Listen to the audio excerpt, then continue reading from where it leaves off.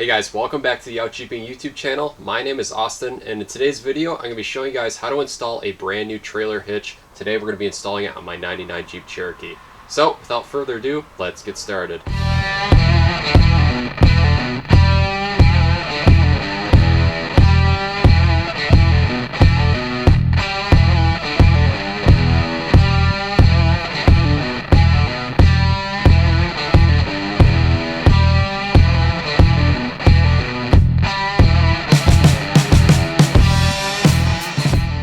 Alright, so before we get working onto this Jeep here, we're going to start on what we're going to actually be installing today. So right here is a brand new trailer hitch for a Jeep Cherokee XJ.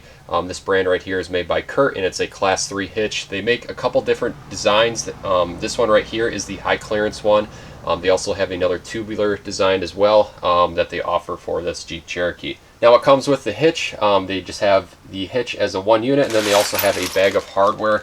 And this is pretty universal kit of hardware right here, where they have these plates that stick inside your frame and a little bit of a fish mechanism where you can actually stick these inside your frame and then fish in your carriage bolts down in through. We're not going to be doing that since we have some nut certs that actually, pieces of metal that have a bunch of nuts either riveted or welded to it on the inside of the frame already. Now if you guys recall from my last videos, I did a frame repair on this Jeep Cherokee and also put some frame stiffeners, and while I was at it I threw in some new nut certs for anticipating on installing this. It just happens to be a couple years later. Now depending on your Jeep and the condition that it's in, you may want to get some new nut strips, and I'll put a link down below on some inexpensive ones. Don't waste your money in the $100 ones. All it is just a piece of metal with some nuts tack welded to it. So if you don't have those, you're going to want to get those as well. I've already got mine installed into my Jeep, so it's going to be pretty simple today by just taking out the bolts I have in there, throwing up the hitch, and then bolting this back on. Now the factory bolts that they use are some M12 bolts. These are not half-inch SAE bolts. They're actually M12, but they're grade 8, so you're going to want to make sure you get those as well. They're roughly about 1.5 inches long. I went and just got a bag of M12 bolts off of Granger, and I only need about 8 of them to install this hitch right here. So let's take a look underneath the Jeep and see where we're going to exactly be bolting this onto. Alright, so taking a look under the back end of the Jeep, right here is the driver's side rear frame rail, and as you can see I already have bolts going up into the frame, and that is actually the bolts that we're going to be utilizing to bolt onto this new trailer hitch. And for the nut strip, that is what actually is inside of this frame rail right here that these bolts are actually threaded into. Now if you ended up needed to replace your nut strips, the only way to do that is basically taking off your rear bumper, which can be a pain if that's never been off as well, to be able to slide them into the back of the frame rail and into place there. And the best way to remove your rear bumper is actually just to remove it with the brackets. They think they got 4 bolts per side, and then you got your plastic bumper caps as well. So as you can see, we got 5 bolts going up into the frame. This front one up here we're actually not going to utilize, but it is giving us strength for tying this all together with the nut strip in there onto the frame. So I'll keep that bolt in there. That's going to keep everything nice together up there as well. But as you can see, overall I got my frame stiffer in here. It's still looking pretty good. It's just basically plating the frame with some 1/8 inch steel. And the reason why I don't recommend using the universal hardware that comes with the kit, it's mostly fine on framed vehicles, but since this is a unibody vehicle, it is extra thin metal on here, and just having that little square piece of steel kind of hold it all into place, that's a lot of pressure on a thin piece of metal. So having a nice long nut strip is going to be perfect for tying everything in. Gets a lot of surface area to be able to clamp onto the frame. So overall, this should be a pretty easy install for me. I'm going to go ahead and take out all 4 of these bolts on this side, do the same thing on the other side. Might be a little bit tighter to work around since we have the exhaust exit right over there as well as a factory heat shield from the exhaust in the gas tank that you'll have to work around as well.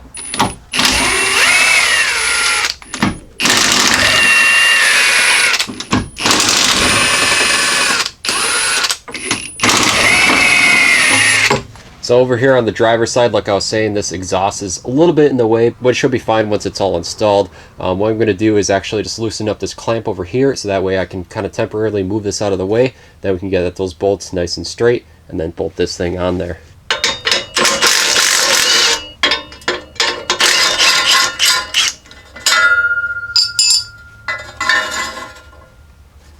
Well, that should give us a little bit more room.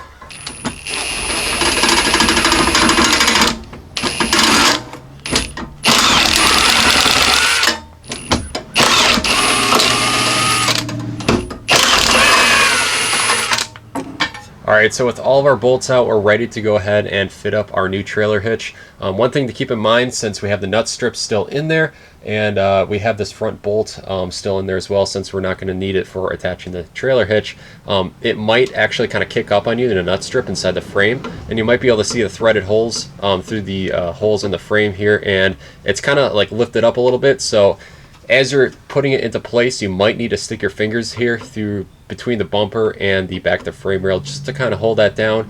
And then you should be able to fit some bolts into place and thread it in there. So next I'm going to take the trailer hitch, fit it up, try to fit in some bolts. It might be easier if you had a friend around to kind of help hold it into place as you're putting in the bolts.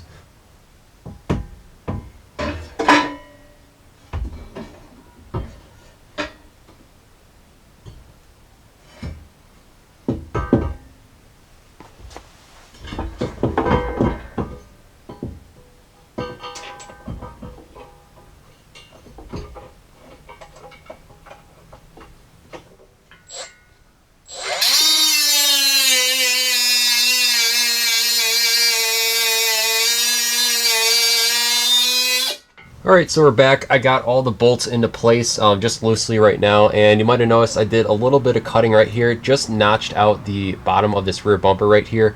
And the reason why that was coming into contact with the new hitch could be a number of things, but it's not going to be from this new trailer hitch. It's probably from this rear bumper that I've had off a few times. Could be misaligned. There's also a dent in it. It could be slightly out of whack or so. But either way, I just had to notch it right here on the passenger side. Fits fine on the driver's side, so it's probably just the Jeep that's got tweaked a little bit. I just took off this tailpipe tip just for a little bit easier for installing this. So now we're at the point we're going to torque down all these bolts. Now these are M12 bolts, and the Curt instructions call for 79 foot-pounds of torque to have these guys torqued down to. So I'm just going to go by hand on both sides, kind of tighten everything equally across either side, and then we'll be back to torque these down for a final 79 foot-pounds. Now the head on these M12 bolts are going to be a 19 millimeter.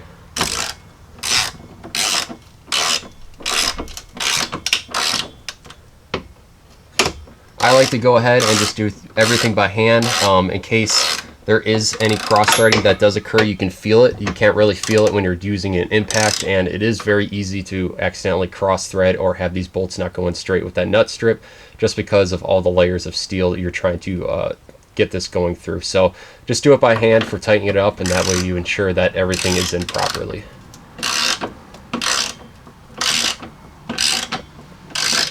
Now you might notice on the back here with this tailpipe hanger right here, I believe from the factory it is set up this way where they just sandwich that tailpipe hanger in between the frame and the trailer hitch. So that's exactly what I'm doing right here. Should be fine. It's just a thin little piece of metal that's in between there.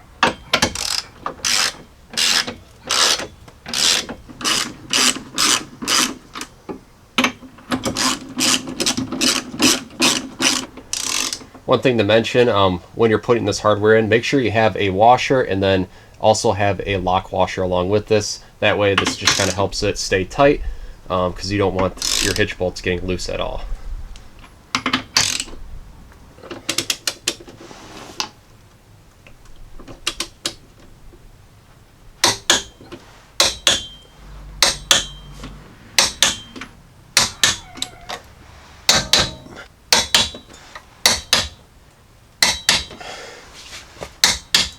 Alright, there we have it. I got all the bolts torqued down and got my exhaust all put back in here with plenty of clearance of no rubbing on anything, because otherwise that's going to make some rattling noises. Everything's back together, and one thing I like to do, especially if you have a northern vehicle in the Rust Belt, is to spray hidden areas with some fluid film. So you got a hole on either side here that actually goes and accesses this inner tubular part. That's probably how they are able to coat paint on the inside. They just dip this whole thing into a giant pool of paint, and it drains out that way. So but either way, with it being in the rear here, with salt on the road and everything, all your rear tires are going to be kicking that up, and it's going to find its way into that little hole. So I take a little bit of fluid film, spray it in that hole right there on either side, and try to coat as much as you can inside there, and that's just going to prolong the life of your hitch.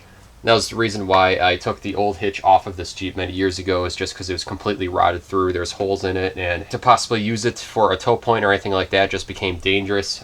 So I took that off. Now we got a brand new one on here with solid metal that's not rusted out. So make sure you take care of your vehicle on any rust or anything, just to be safe, especially when you're towing. If you got rust on the rear of your frame of your Jeep Cherokee, which is a very common issue, get that fixed before you start towing anything or have this as a recovery point. And that's the main reason why I have this on here. I'm not really going to be towing much, but it is a good recovery point, and it's also a good crash bar as well, because if you know, with these Jeep Cherokees, the fuel tank is right in the rear, and so if you get rear-ended and you don't have a hitch or anything, there's only this bumper right here kind of saving you from a giant explosion. So I believe there was a recall in the early 2000s to have your Jeep taken in if it didn't come with a factory hitch. They throw one on for you because of the amount of accidents that involve that rear gas tank. And then another place I like to spray a little bit of fluid film is actually inside of this receiver right here. This is a big area where it gets rusted in. If you leave your receiver in for too long, it could be stuck in there. The last truck I had, it was stuck on there for life. Nothing would get that out without replacing the entire hitch. I even put a tow strap around it to a tree and it would not be able to get it out. So make sure this is very well lubricated. You can use WD-40 or anything that's going to keep the water away, the rust away. And then since this is a standard 2-inch receiver, I just got a little plug right here that can fit in there. Nice little beauty cover. Other than that, I'm very impressed with this hitch. It's made in the USA. The only downside I noticed is that the receiver is actually slightly crooked when it was welded in compared to the rest of the hitch. Shouldn't be a big deal, but if you're looking straight on, it's just slightly on an angle, but it shouldn't be a big issue at all. And then this is what the instructions look like that comes with this Curt hitch, and it kind of shows you a little bit of a diagram of how they anticipated those universal plates to be. This is just going to give you a quick visual on how those universal plates are, those little pieces of metal that they want you to fish through the frame, and that way you can stick your carriage bolts down and just put nuts on. It's a little bit more tricky, and it works fine for a normal frame vehicle, but I personally don't like using that on this just because the unibody frame is not as thick as what it would be on a truck or something like that.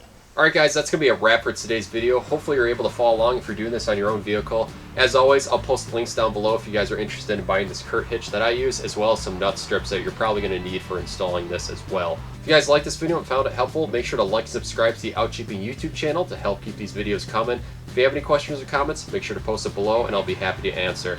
If you guys want to help support the channel, check out outjeeping.com. We got t-shirts, as well as we got many different types of decals that you can throw on your Jeep as well to help support the channel. I'll put that in the description down below as well.